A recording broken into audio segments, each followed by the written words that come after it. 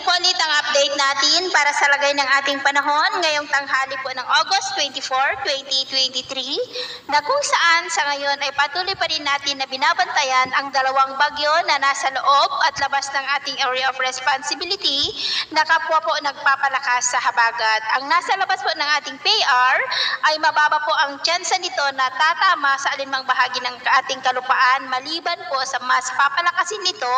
ang habagat. Ang nandito naman sa loob ng ating area of responsibility sa ngayon ay nasa layo ng 346 km northeast ng Santa Ana, Cagayan o kaya naman ay 310 km east of Basco, Batanes. Ito po ay malaking banta lalo na po dito sa Luzon, lalo na at posible yan na kikilos pababa habang patuloy ang paglakas at posible yan na aabot sa typhoon category at hindi rin inaalis ang posibilidad na maging super typhoon yan na aabot ang intensity peak sa 185 kilometers per hour habang nasa silangang baybayin po ng Northern Luzon sa mga susunod na araw. Kaya atin lamang pong babantayan ang development nito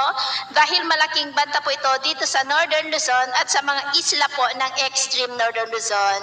At ito naman po ang pinapakita ng forecast model natin pong ginagamit hanggang sa susunod na 2 linggo. At sa lagay ng ating panahon ngayong tanghali dahil po sa trough ng bagyong Siguring ay maulap ang kalangitan na may mga pulupulong pagulan sa ilang bahagi po ng Cagayan, Isabela, Aurora, Nueva Vizcaya, Quirino, ilang bahagi ng Cordillera, ilang bahagi ng Ilocos Region at dahil naman sa habagat ay maulap ang kalangitan na may mga pulupulong pagulan sa ilang bahagi naman ng Mimaropa, Quezon, Naga, Samar Provinces, Northern Leyte, Northern Cebu, Tagbilaran, Bacolod, Kapankalan, Sulu Archipelago, Zamboanga Peninsula at ilang bahagi po ng Northern Mindanao. At sa susunod po na mga oras ay mas maraming lugar na dito sa ating bansa ang makakaranas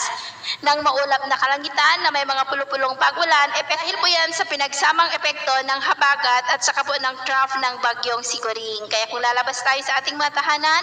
ay ugaliin lamang po natin ang magdala ng kahit anong panangga natin sa init ng araw at proteksyon na rin po sa mga biglaang buhos ng ulan. At sa atin namang mga baybayin, wala naman po tayong nakataas na namang gale warning signals pero iba yung pag-iingat lamang po kung papalaot tayo para mas makaiwas sa mga sakunang pangkaragatan.